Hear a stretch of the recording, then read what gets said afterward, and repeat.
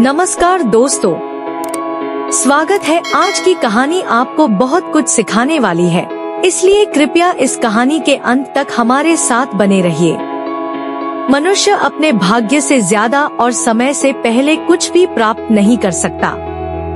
यह कहानी इस बात का जीता जागता उदाहरण है। एक समय की बात है, जोहार नगर में लाला राम नामक बनिए का बेटा एक दिन 1000 रुपए मूल्य की एक पुस्तक खरीद लाया।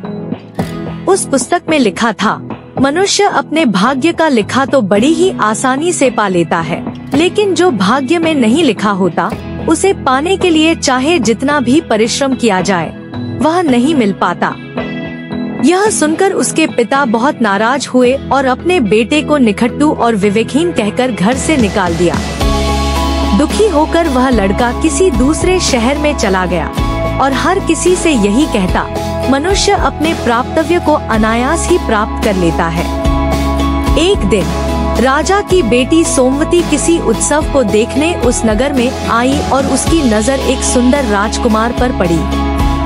उसने अपनी सखी से कहा, मुझे उस राजकुमार से मिलवाओ। रात को जब वह राजकुमार महल के अंदर जाने की योजना बना रहा था, तभी उसने सोचा यह गलत है और उसने जाने का विचार छोड़ दिया। उसी समय बनिए का बेटा महल के पास से गुजर रहा था। उसने रस्सी देखी और कौतूहलवश ऊपर चढ़ गया।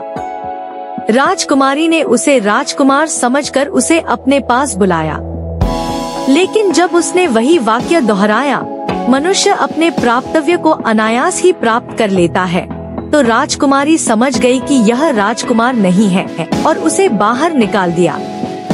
आधी रात का समय था। वह लड़का घूमते घूमते एक हनुमान मंदिर में सो गया। संयोग से नगर रक्षक वहां आया और उसे जगाकर पूछा, कौन हो तुम?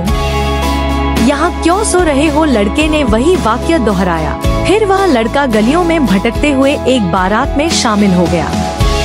जैसे ही दुल्हन जयमाला लेकर दूल्हे के पास आई, एक मदमस्त हाथी आ गया। दूल्हा और सारे बाराती भाग गए। लड़के ने साहस दिखाकर दुल्हन को सुरक्षित स्थान पर पहुंचाया।